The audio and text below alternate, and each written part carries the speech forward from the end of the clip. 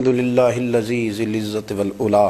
والصلاة والسلام علی سید الانبیاء اما بعد اعوذ باللہ من الشیطان الرجیم بسم اللہ الرحمن الرحیم الصلاة والسلام علیک یا سیدی یا رحمتا للعالمین وعلی آلک واصحابک یا سیدی یا خاتم النبیین معین الملت والدین عطائے رسول ہند الولی غریب نواز حضرت خواجہ معین الدین چشتی رحمت اللہ تعالیٰ علیہ۔ خواجہ صاحب رحمت اللہ علیہ نے بڑی بھرپور زندگی گزاری۔ آپ کی کچھ تعلیمات عرض کرنا چاہ رہا ہوں۔ خواجہ صاحب رحمت اللہ علیہ نے بڑے سخت ریاضتیں کی، مجاہدے کیے، دن بھر تبلیغ دین کا فریضہ سر انجام دیتے۔ خواجہ صاحب رحمت اللہ تعالیٰ علیہ کے خلفاء فرماتے ہیں کہ خواجہ صاحب روزانہ اتنا لنگر پکواتے تھے، اتنا وسیع لنگر ہوتا تھا کہ جتنے مرضی لوگ شام تک آتے تھے لیکن وہ ختم نہیں ہوا کرتا تھا۔ لیکن اپنا حال یہ تھا کہ رات کی پکی ہوئی ایک روٹی لیتے تھے، اس کو پانی میں بھگو لیتے تھے، کچھ گھنٹے جب وہ بھگوئی رہتی تھی نرم ہو جاتی تھی پھر اس کو تناول فرمایا کرتے تھے۔ اور فرماتے ہیں کہ جو کام کرتے ہم نے خواجہ صاحب کو سب سے کم دیکھا ہے وہ ہے کھانا کھاتے اور سوتے۔ یہ دو کام کرتے ہم نے انہیں بڑا کم دیکھا، اور زیادہ تر ان کا وقت عبادت میں، ریاضت میں، تلاوت میں گزرا کرتا تھا۔ 50 سال کا عرصہ انہوں نے اس طرح گزارا ہے کہ عشاء کے بعد تھوڑی دیر کے لیے چند گھنٹوں کے لیے گھر تشریف لے جاتے تھے، پھر واپس لوٹتے تھے اور فجر تک مسجد میں عبادت کیا کرتے تھے۔ کئی دفعہ حضرت خواجہ اجمیر علیہ رحمہ پر وہ وقت بھی گزرا ہے کہ ایک دن میں 2 قرآن پاک ختم فرمایا کرتے ہیں۔ ایک دن میں 2 قرآن پاک، ایک قرآن پاک صبح میں ختم ہوا، ایک قرآن پاک رات میں ختم کر دیا۔ خواجہ صاحب علیہ رحمہ اس درد کے ساتھ تلاوت فرماتے تھے کہ لوگ کہتے ہیں کہ وہ تو بیدار رہتے ہی تھے، تلاوت سننے والے بھی آنکھیں کھول لیا کرتے تھے۔ خواجہ صاحب رحمت اللہ تعالیٰ لیکن نوافل کی کثرت کا کوئی اندازہ ہی نہ تھا۔ خواجہ صاحب کی ریاضتیں، مجاہدے، عبادتیں، یہ ساری چیزیں اپنی جگہ مسلمہ تھیں۔ اس کے ساتھ ساتھ جب وہ اپنے خلفاء کی، اپنے مریدوں کی تربیت کرتے تھے تو رنگ نرالا ہوتا تھا۔ خواجہ قطب الدین بختیار کاکی رحمت اللہ علیہ فرماتے ہیں جب میرے شیخ، میرے مرشد، میرے ملجا، میرے آقا حضرت غریب نواز رحمت اللہ تعالیٰ علیہ مجھے دلی بھیجنے لگے تو میں نے عرض کی کہ حضور کچھ نصیحتیں فرما دیں۔ تو کہتے خواجہ صاحب نے مجھے 4 نصیحتیں فرمائیں، 4 باتوں کا درس ارشاد فرمایا۔ سب سے پہلے خواجہ صاحب نے فرمایا یاد رکھنا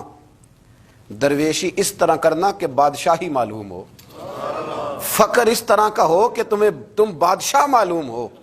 اور دوسرا خواجہ صاحب رحمت اللہ تعالیٰ علیہ فرمانے لگے جب کوئی تیرے پاس آئے نا تو وہ خالی نہیں جانا چاہیے، بھوک لگی ہو تو اسے روٹی ملنی چاہیے، کپڑے کی ضرورت ہو تو اسے خیرات ملنی چاہیے، علم کا بھوکا ہو تو تیرے پاس قرآن و سنت کے دلائل کے انبار ہوں،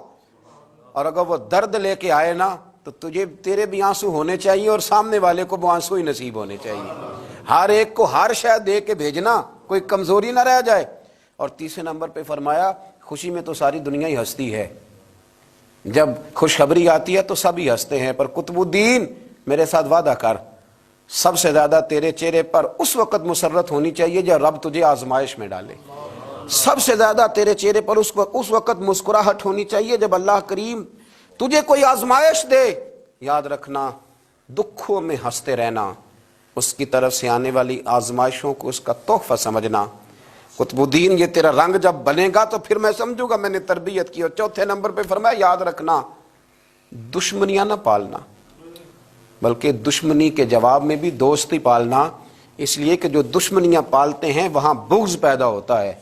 اور جو دوستیاں پالتے ہیں ان کے دلوں میں اللہ محبت کی خوشبوئیں پھیلا دیا کرتا ہے۔ یہ انداز تربیت حضرت خواجہ اجمیر علیہ رحمہ کا، یہ انداز،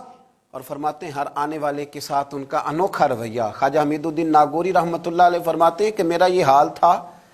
کہ میں بڑا خوبصورت تھا خواجہ صاحب کے پاس آنے سے پہلے، بہت سارے لوگ مجھ سے محبت کرتے تھے، تو جب میرے اندر کچھ تھوڑے سی حسن تھا، کچھ خوبصورتی تھی تو میں اس سے آگاہ بھی تھا، میں سمجھتا تھا۔ کہتے ہیں جب حضرت خواجہ کی خدمت میں آیا میں نے کہا حضور مرید کر لیں، تو کہتے ہیں کیا انداز تربیت تھا۔ فرمانے لگے جہاں پہلے ہی اتنے لوگ بستے ہوں وہاں معین الدین کیسے بسیرا کرے گا، اتنے لوگوں کی موجودگی میں کیسے آؤں گا میاں، پہلے اتنے بسائے ہوئے ہیں سب کو نکال۔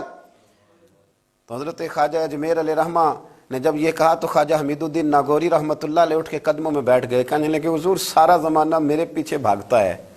پر اس طرف بھی تو غور فرمائے نا، میں اگر بھاگا ہوں تو معین الدین اجمیری کے پیچھے بھاگا ہوں۔ حضور مہربانی فرمائیں، خواجہ اجمیر نے بیعت فرمایا، جب اٹھ کے باہر نکلے نا تو ایک شخص کہنے لگا حضور یہ نوجوان ہے، میں اس کو جانتا ہوں، اس طرح کے نوجوان یوں ہی ہوتے ہیں۔ فرمایا اچھا تو جانتا ہے نا، پر معین الدین کا بننے سے پہلے جانتا تھا، اب یہ میرا بن گیا، اگر جاننا ہوا نا تو ذرا جا گلی میں کچھ لوگوں سے بات کر رہا ہے، دیکھ لے کیا بات ہو رہی ہے۔ خواجہ حمید الدین باہر نکلے تو پرانے یار ملنے آ گئے، انہوں نے کہا چلو، آپ فرمانے لگے میاں اب نہیں جانا، اب دو گلیاں یاد کرنی ہیں، ایک جو شیخ کے گھر جاتی ہے اور دوسری جو واپس آتی ہے،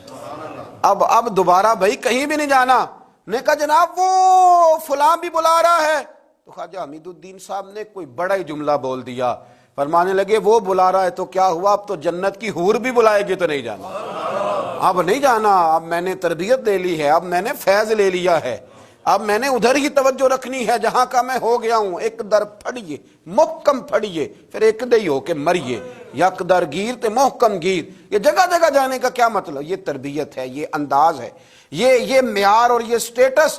خواجہ صاحب نے اپنے مریدوں کو سکھایا۔ اتنی عبادت ہے، اتنی ریاضت ہے، اتنی تربیت ہے، پھر بھی رو پڑے ہیں، پھر بھی بڑھاپا آیا ہے تو تڑپ اٹھے، پھر بھی چند خلفاء کو قریب بلایا ہے تو حضرت معین الدین کہنے لگے میرے لیے دعا کرو۔ تو کہا حضور 90 سال کے قریب عمر ہو گئی، زندگی بھر آپ کو وضو میں دیکھا، حضور زندگی بھر سجدے میں دیکھا، زندگی بھر رعنائی میں دیکھا، تبلیغ میں دیکھا، خدمت میں دیکھا، لوگوں کو کھلاتے دیکھا، گھر کے اندر سے لے کر باہر تک ہم نے آپ کو دوسروں کا سوچتے ہی دیکھا، آپ نے تو اپنے لیے سوچے کچھ نہیں تو روتے کیوں ہے، دعا کیوں کراتے ہیں؟ فرمانے لگے یار زندگی پوری عمل کیے ہیں، لیکن میرے لیے دعا کرنا، کہیں ایسا نہ ہو کہ اعمال کی گٹھڑی لے کر جب رب کی بارگاہ میں جاؤں تو مالک کہے کہ عمل تو بڑے ہیں پر میرے لائق کوئی بھی نہیں، بڑے عمل ہیں پر میرے لائق کوئی ہے تو بتا۔ یار یہ جتنی گٹھڑی ہے نا اعمال کی، تمہیں بڑے بڑے حسین نظر آتے، پر ان میں سے کوئی مالک کے لائق بن جائے، میری کوئی قبولیت ہو جائے، میری قبولیت میں نیواں تے میرا مرشد اچا تے میں اچیاں دے سنگ لائی، اتے صدقے جاواں انہاں اچیاں تو جنہاں نیویں نال نبھائی۔ دعا کرو، اللہ کی بارگاہ میں التجا کرو کہ میری قبولیت ہو جائے۔ انما یخشی اللہ من عبادہ العلماء، قرآن مجید نے کہا کہ اللہ کے بندوں میں سے جو عالم ہوتے ہیں ان میں خشیت ہوتی ہے، ان میں خوف ہوتا ہے، وہ چونکہ جانتے زیادہ ہیں تو وہ ڈرتے بھی زیادہ ہیں، ان کے اندر احساس بھی زیادہ ہوتا ہے۔ حضرت عبداللہ ابن مسعود رضی اللہ تعالیٰ عنہ فرمایا کرتے تھے کثرت کلام کرنے والا تو عالم نہیں ہوتا، اللہ سے زیادہ ڈرنے والا عالم ہوتا ہے۔ کثرت کلام والا تو عالم نہیں، وہ جس کے دل میں خشیت زیادہ ہے وہ بڑا عالم ہے۔ میرے نبی پاک علیہ السلام نے فرمایا میں تم سب سے بڑھ کر اپنے رب کو جاننے والا ہوں اور میں تم سب سے بڑھ کر اپنے رب سے ڈرنے والا ہوں، کیونکہ میں جانتا زیادہ ہوں تو میں اپنے رب سے ڈرتا بھی زیادہ ہوں۔ حضرت خواجہ اجمیر علیہ رحمان نے تربیت کی، لوگوں کے مزاج سوارے، لوگوں کے دل سوارے، اور خواجہ صاحب نے تربیت کی اور تربیت کے مراکز بھی قائم فرمائے۔ اجمیر کے فیضان سے پھر دلی میں خواجہ قطب الدین کا مرکز قائم ہوا، پھر اسی فیضان سے پاک پتن میں بابا فرید الدین گنج شکر کا مرکز قائم ہوا، پھر اسی فیضان سے خواجہ نصیر الدین چراغ دہلوی کا مرکز قائم ہوا، پھر اسی فیضان سے مہار شریف کا مرکز قائم ہوا، پھر اسی فیضان سے پیر پٹھان خواجہ سلیمان تونسوی کا مرکز قائم ہوا، پھر اسی تربیت کی روشنی میں حضرت شمس العارفین سیالوی تیار ہوئے، پھر اسی تربیت کی روشنی میں پیر مہر علی شاہ جیسے لوگ تیار ہوئے، پھر اسی ترتیب سے اسی روشنی نے بڑے بڑے مشائخ کو ترتیب دیا، اس لیے کہ وہ مرتب کرنے والے تھے، وہ ترتیب دینے والے تھے، وہ کام کرنے والے تھے۔ بنگلے کوٹھیاں جائیدادیں مکان اور گاڑیوں کے ساتھ لوگوں کے سامنے نمودار نہیں ہوئے،